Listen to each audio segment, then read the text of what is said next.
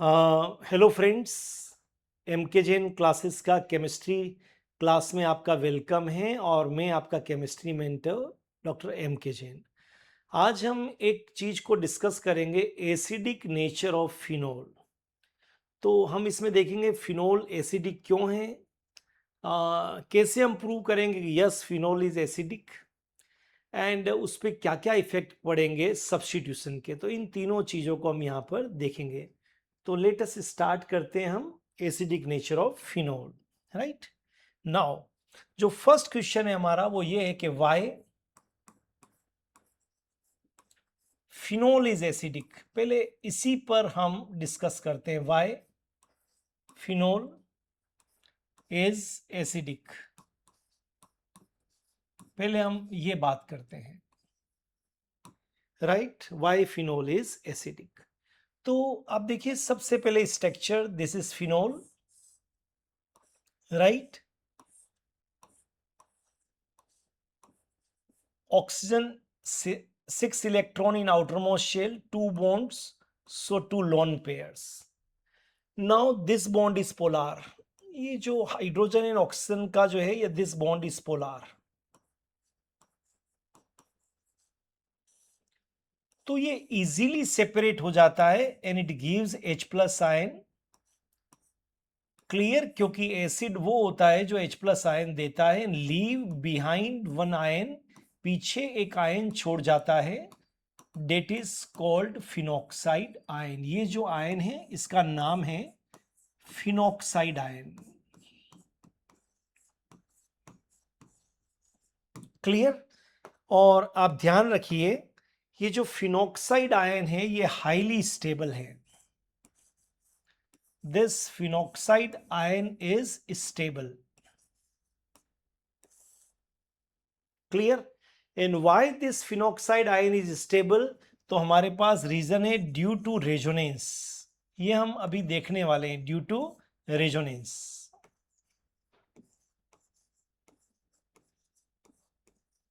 Right, so phenoxide ion is stable due to resonance. तो ये बहुत स्टेबल है, तो अपने H प्लस आयन को ये वापस लेता नहीं है, and this reaction is irreversible. ये एक ही डायरेक्शन में चलती है। तो मेरा पहला प्रॉब्लम है why phenol is acidic, because phenol में जो OH बॉन्ड है ये पोलार है, इजीली इसका क्लीवेज हो जाता है यहां से, एंड ये H प्लस यहां से बाहर निकल जाता है। और जब प्लस निकलता है तो पीछे बचता है फिनॉक्साइड आयन। ये फिनॉक्साइड आयन हाईली स्टेबल है ड्यू टू रेजोनेंस, और रेजोनेंस के कारण ये हाईली स्टेबल है, इसलिए वापस इस H प्लस को नहीं लेता है और ये रिएक्शन इरिवर्सिबल है। तो जो H प्लस देते हैं वो एसिडिक होते हैं। राइट, अब ये फिनॉक्साइड आयन क्यों है स्टेबल उसको देखते हैं। तो वापस आप देखिए, दिस इज फिनोल। क्लियर। अब मैं आपको, मेरा दूसरा क्वेश्चन है यहां पर, सेकंड क्वेश्चन है मेरा यहां पर, explain the resonance structure of phenol. तो फिनॉक्साइड आयन, तो अभी मेरा जो क्वेश्चन है, अब सेकंड क्वेश्चन वो है रेजोनेंस स्ट्रक्चर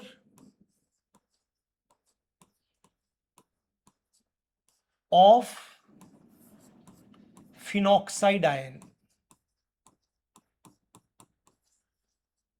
ये मेरा सेकंड क्वेश्चन है। पहला क्वेश्चन था व्हाई फिनोल इज एसिडिक, और सेकंड क्वेश्चन है मेरा resonance structure of phenoxide ion. तो अभी हम रेजोनेंस स्ट्रक्चर बनाते हैं फिनॉक्साइड आयन का। ये आपका फिनोल है,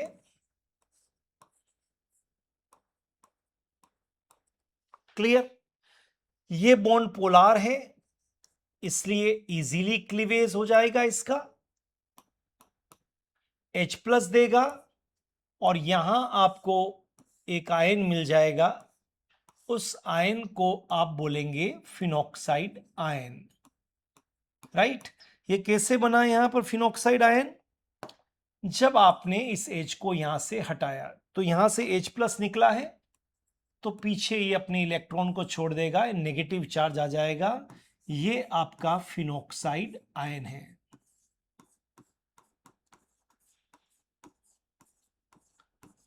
और मैंने कहा था phenoxide ion is stable due to resonance, तो हम स्ट्रक्चर बनाते हैं, रेजोनेंस स्ट्रक्चर। ये आपका phenoxide ion,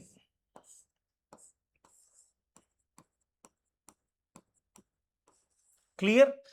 axis of electron है, तो इसने अपने इलेक्ट्रॉन्स को यहां पर दिया, तो कार्बन की वैलेंसी 5 नहीं हो सकती, इसलिए इसको इलेक्ट्रॉन को यहां आना पड़ेगा, राइट। तो आपको रेजोनेंस स्ट्रक्चर बनाना पड़ेगा। डबल हेडेड एरो का मतलब ये चेंज हो सकते हैं, और आपको एक और स्ट्रक्चर यहां पर मिल जाएगा, रेजोनेंस स्ट्रक्चर, जो स्टेबिलिटी के लिए। This bond remain as such, this bond remain as such. यहां डबल बॉन्ड आ जाएगा 1 2 3 4, और नेगेटिव चार्ज यहां पर शिफ्ट हो जाएगा, राइट। ये नेगेटिव चार्ज यहां पर आ गया, clear. This is first structure, this is second structure, ये रेजोनेंस स्ट्रक्चर है। इसमें और आगे चलते हैं हम। अब ये नेगेटिव चार्ज इधर शिफ्ट होगा, तो ये वापस यहां पर शिफ्ट हो जाएगा, क्योंकि कार्बन की वैलेंसी 4 होती है। तो देखते हैं हम, एक और स्ट्रक्चर यहां पर मिलेगा आपको, ये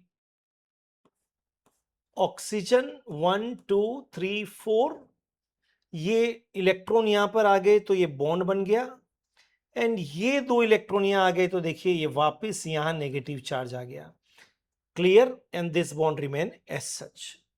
ये आपका थर्ड रेजोनेंस स्ट्रक्चर हो गया।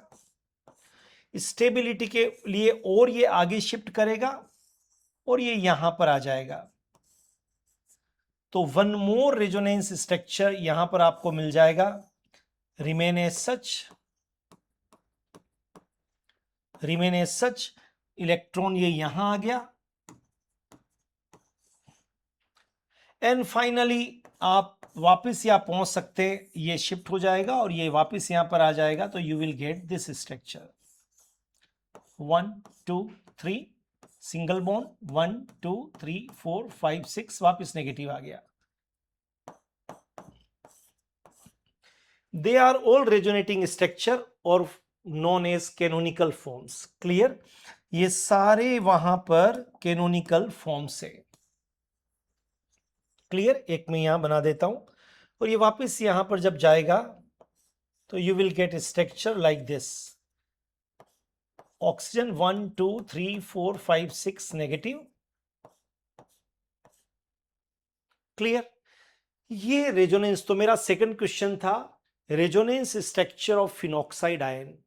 तो phenoxide ion is stable due to resonance. Phenoxide ion resonance के कारण जो है वो स्टेबल होता है, और इस रेजोनेटिंग स्ट्रक्चर्स के कारण इसकी स्टेबिलिटी इतनी ज्यादा होती है कि ये वापस H+ को नहीं लेता है, और this reaction is irreversible, clear.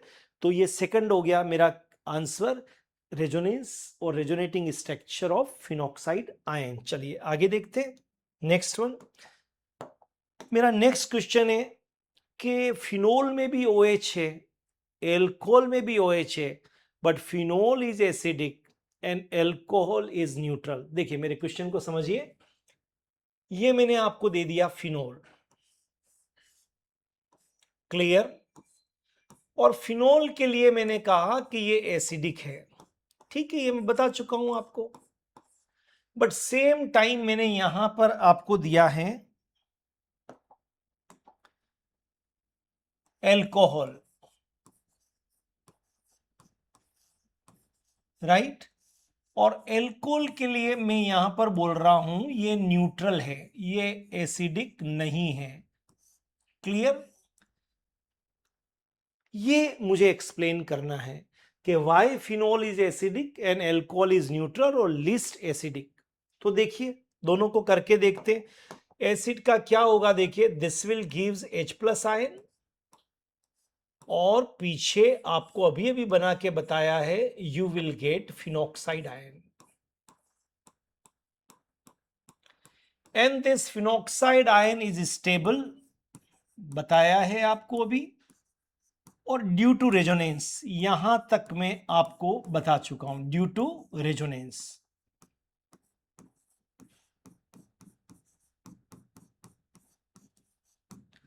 और ये इतना ज्यादा स्टेबल है कि रिएक्शन जो है वो इरिवर्सिबल है, मतलब आपको यहां पर H मिलेगा, इसलिए ये एसिडिक है। Clear?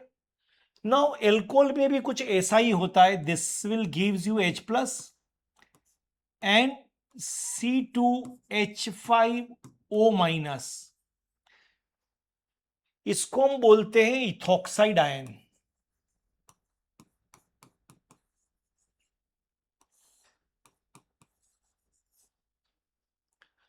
But this ethoxide ion is unstable.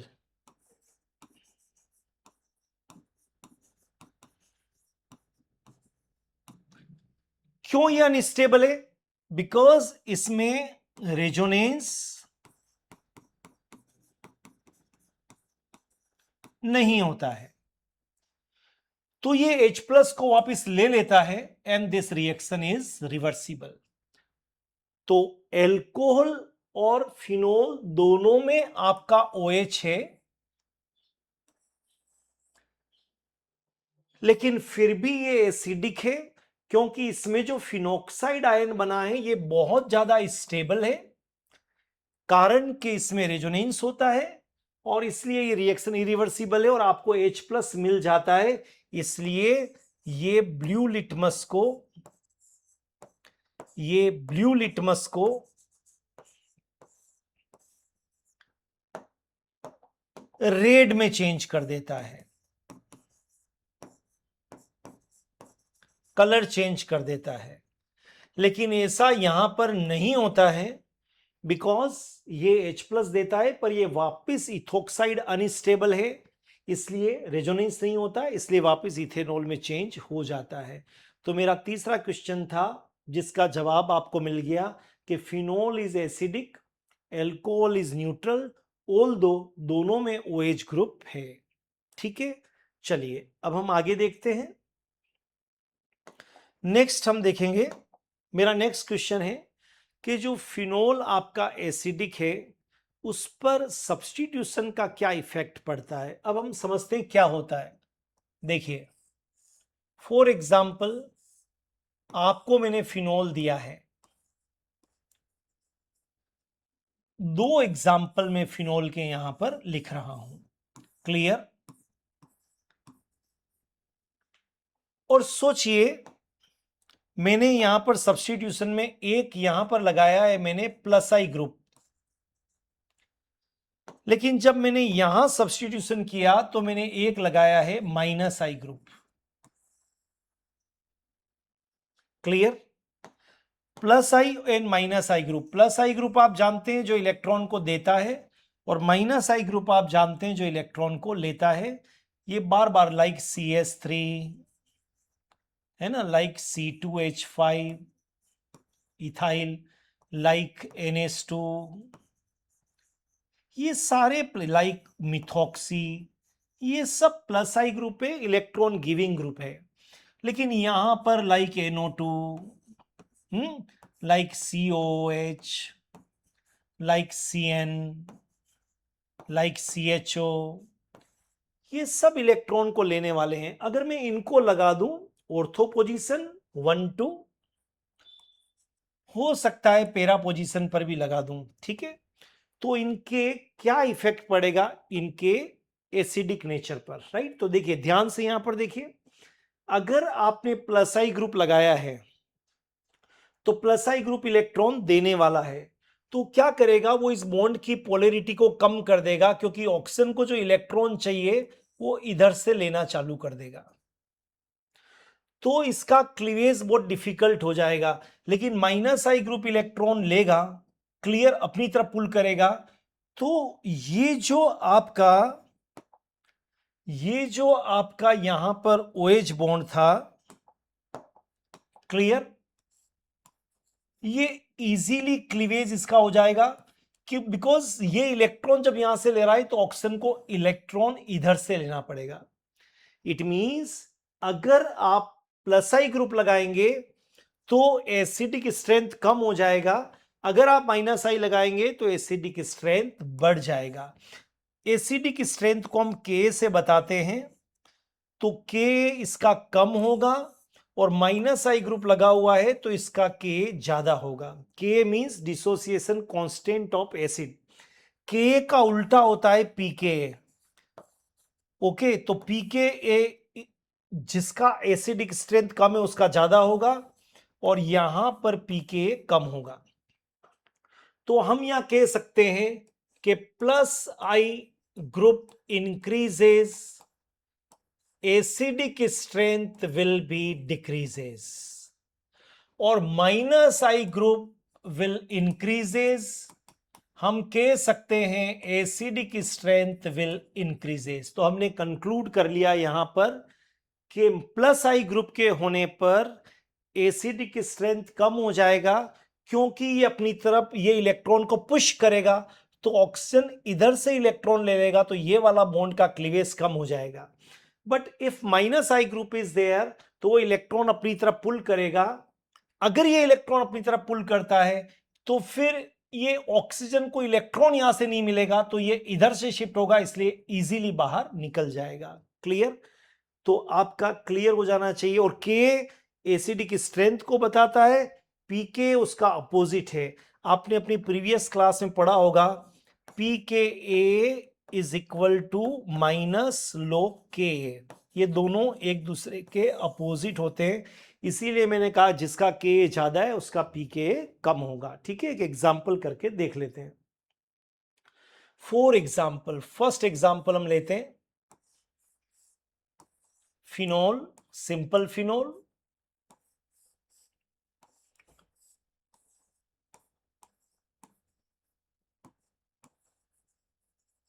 Methyl phenol,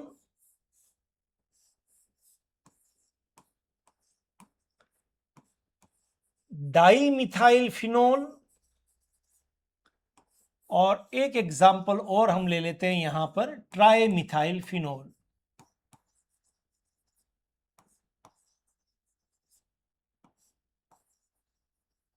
clear? Now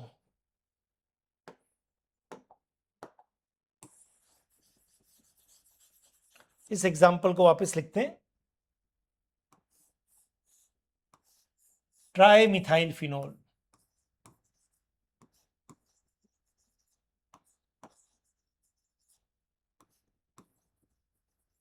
clear?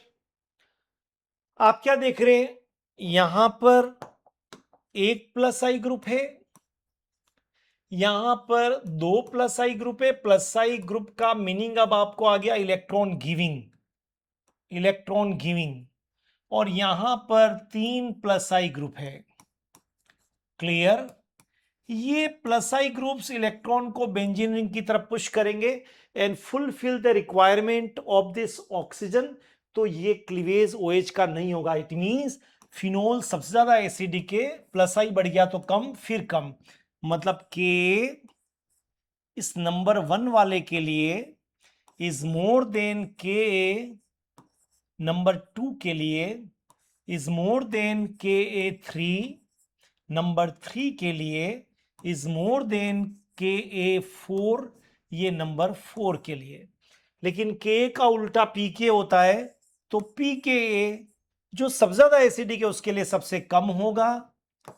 यहां पर PKA2 ये थोड़ा सा ज्यादा होगा, PKA3 और ज्यादा होगा, और जो सबसे कम एसिडिक है क्योंकि पीके उल्टा है वो सबसे ज्यादा होगा। तो के पीके और के क्वेश्चन भी आपसे पूछ सकते हैं। क्लियर? चलिए नेक्स्ट देखते हैं एक और एग्जांपल। अब हम लेते हैं यहां पर एग्जांपल, फिनोल तो लेना ही है हमको, सब्स्टिट्यूशन देखते हैं। बट दिस टाइम मैंने इस बार माइनस आई को लगाया है फिनोल, और मैंने माइनस आई ग्रुप लगाया है NO2। This is minus I nitrophenol. Clear? यहां मैंने दो नाइट्रो ग्रुप को लगा दिया है, ये भी माइनस आई है आपका, और एक NO2 यहां लगा दिया, ये भी माइनस आई है, डाई नाइट्रोफिनोल। और थर्ड मैंने यहां ले लिया है जिसमें ट्राई नाइट्रोफिनोल, इसको पिक्रिक एसिड भी कहते हैं, 2,4,6 try nitrophenol, -I and -I, ये ट्राई नाइट्रोफिनोल ले लिया है। हमने आपसे क्या कहा था, -I group increases, Ka will be increases, और Pk जो उसका उल्टा है विल बी डिक्रीजेस।